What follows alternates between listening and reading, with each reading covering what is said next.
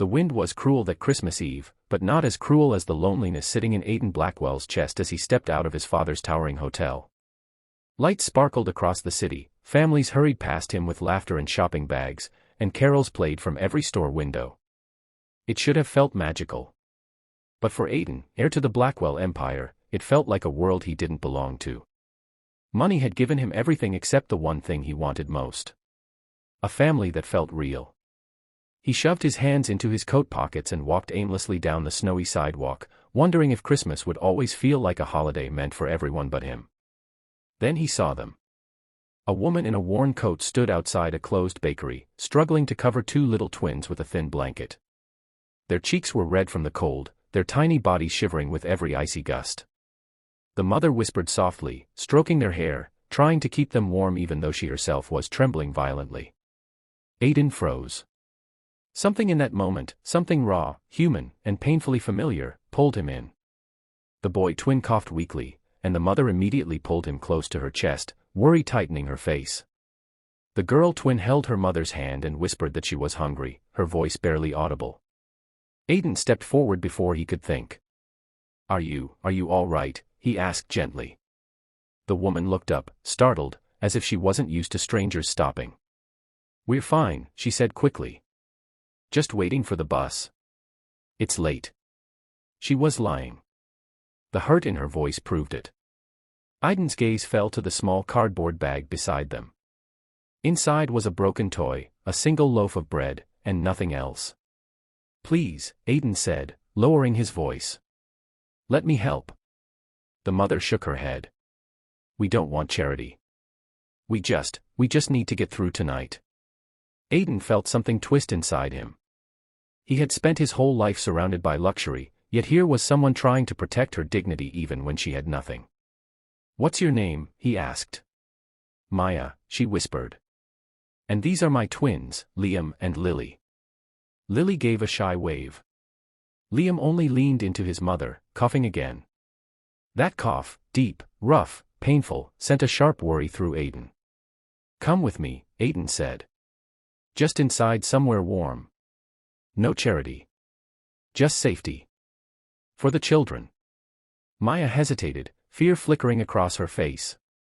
But when the wind cut across the street and her children cried softly, she nodded. As he led them toward the hotel, Aidan felt something strange happen. For the first time in years, he felt purposeful. Inside the warm lobby, the twins clung to their mother, overwhelmed by the crystal chandeliers, gold-trimmed walls, and rich smell of cinnamon candles.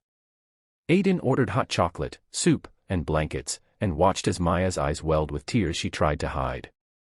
"Thank you," she whispered. "But this feels too much." "It's nothing," Aidan said softly. "You don't deserve to freeze on Christmas." When the kids finally ate and slept on the sofa, Maya opened up. Her husband had died 2 years ago in an accident. Since then, she had worked anywhere she could, cleaning houses, sewing clothes, taking night shifts, but rent had risen, her job hours had been cut, and 2 weeks ago they were evicted. She had spent every day trying to find work and every night trying to keep her children warm. "We were just hoping to get through Christmas," she said, wiping her eyes.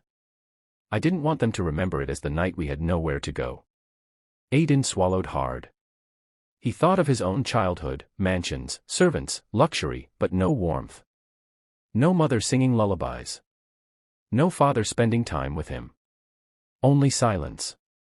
"Kids don't need money to feel loved," Maya said as she stroked her twins' hair.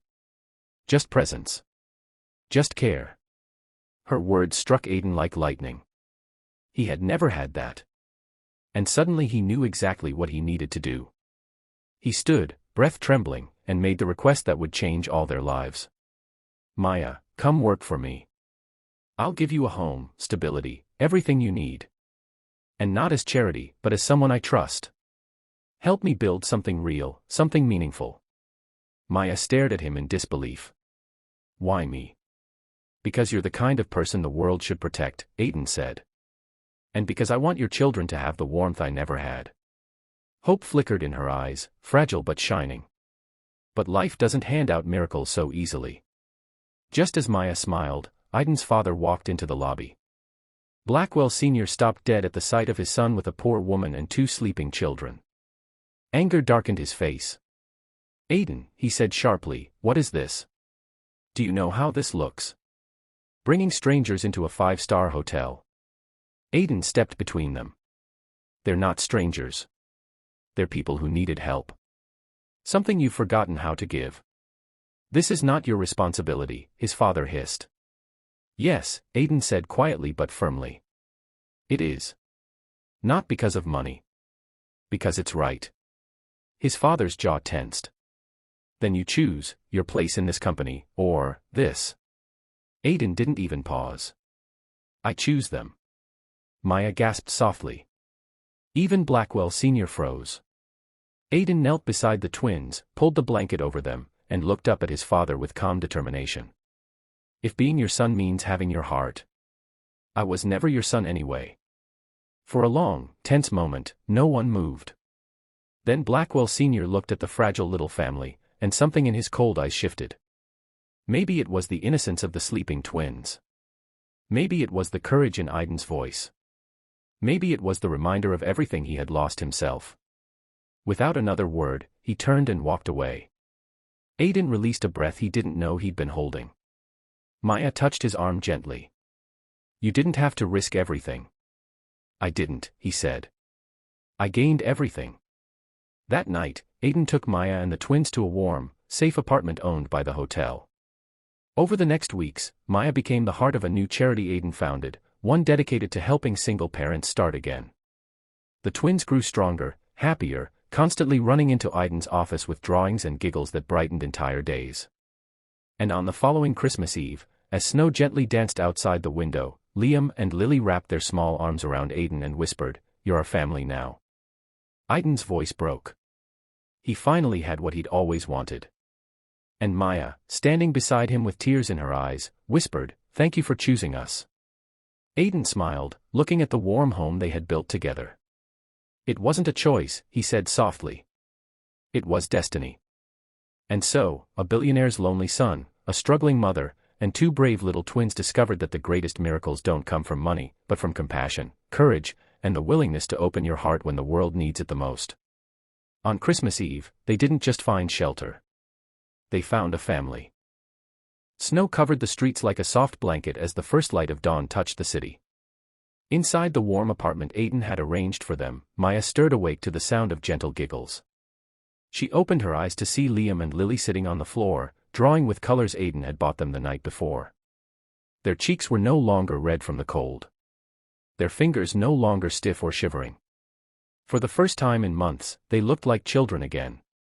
Aidan stood at the kitchen counter, awkwardly trying to make pancakes while humming a tune completely off-key. When he noticed Maya watching, he flushed slightly. "I'm better at managing billion-dollar companies than flipping pancakes," he said with a shy smile. Maya laughed softly. "I can see that. But thank you for trying." Aidan shrugged. "I wanted the twins to wake up to something warm. Something normal." Maya couldn't remember the last time someone had tried to make her morning easier.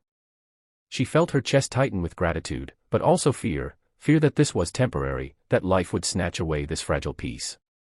After breakfast, the twins ran to Aidan with their drawings, 3 stick-figure people holding hands, with a sun overhead. "That's you," Lily said, pointing at the tallest figure. "You're smiling." Aidan swallowed. "Yeah. I don't smile very much." "You do with us," Liam said proudly. And Aidan realized it was true. Later that afternoon, Aidan took them to the foundation office he was setting up. The building was old but filled with life, volunteers painting walls, carpenters fixing doors, and boxes of donated clothes stacked neatly along the hallway. "This is all for single parents?" Maya asked, astonished. Aidan nodded. "And for families who get left behind. Like yours, and like mine." Maya looked at him gently. "What do you mean?" He hesitated. For most of his life, he had built walls around his emotions. No one needed to know about his loneliness or the decades of silence between him and his father. But with Maya, it felt natural to be honest. "My mother died when I was 8, he said quietly. After that, the house turned cold. My father buried himself in business. I grew up surrounded by people, but no one who actually saw me. Maya felt her heart ache for the boy he must have been. I always promised myself, Aidan continued, that if I ever had the chance, I'd make sure no child feels that way. The twins tugged at his coat then, oblivious to the heaviness of the moment. Aidan, Lily said, can we help paint? He grinned. Of course. But only if your mom says yes. Maya pretended to think. Only if Aidan wears gloves and doesn't ruin his expensive clothes. Aidan raised his hands in surrender. Deal. The children laughed and ran to grab paintbrushes, their voices filling the empty hall with life. But the peace didn't last long. That evening, as they returned to the apartment, Maya received a call. Her expression stiffened as she listened, and when she hung up, her eyes looked clouded. What happened? Aidan asked gently. It's a job offer, she said. A cleaning position at a hotel across the city. They want me to start in 2 days. Aidan nodded slowly. Isn't that good? It is, she said, but her voice sounded uncertain. But it's far. The bus ride is long and expensive. And the twins. I don't know who would watch them. And I don't want to depend on you forever. Aidan felt a sting at her last words, not because she was wrong, but because he understood her fear. She had spent too long fighting alone. You're not depending on me, he said gently. You're building a life. And I want to support you while you do. Maya looked down. But you barely know us. Aidan stepped closer, his voice soft but steady. I know enough. I know what kind of mother you are. I know your strength. And I know your kids deserve stability, not survival. Maya's eyes shimmered. But what about your father, she whispered. I don't want to cause more problems between you two. Aidan took a deep breath. My father and I have had problems long before you. You didn't cause anything, but you did help me see what matters. Maya felt her heart twist at his sincerity. Just then, a knock sounded at the door. Maya flinched. Aidan opened it, and froze. His father stood there. Cold, tall, stone-faced. Liam and Lily instinctively hid behind Maya. Aidan stepped forward protectively. Why are you here? Blackwell Sr. looked at Maya, then at the twins, and finally at his son. For a moment, something unreadable flickered in his eyes. Then he spoke. Aidan, we need to talk. Aidan clenched his jaw. Whatever you have to say it here. Blackwell Sr. exhaled. I overreacted last night. But bringing strangers into your life, that's dangerous. You're trusting too easily. Maya lowered her head, feeling like a problem. Aidan's voice was calm but firm. They're not strangers. They're people who needed help. And what happens when helping them ruins everything you've built? His father asked sharply. Your reputation. Your future. Aidan took a step closer, eyes steady. If helping a mother and 2 children ruins my reputation, then maybe it's a reputation worth losing. Silence filled the room. Then something unexpected happened. Lily stepped forward, holding out her drawing, the one with all 3 stick figures smiling under the sun. For you, she whispered to the billionaire father. He looked down at it, frozen.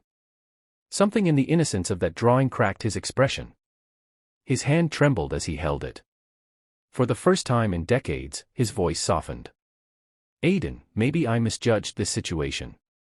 Aidan blinked. Maya looked up in surprise. I want to understand, Blackwell Sr. said quietly. Help me see what you see.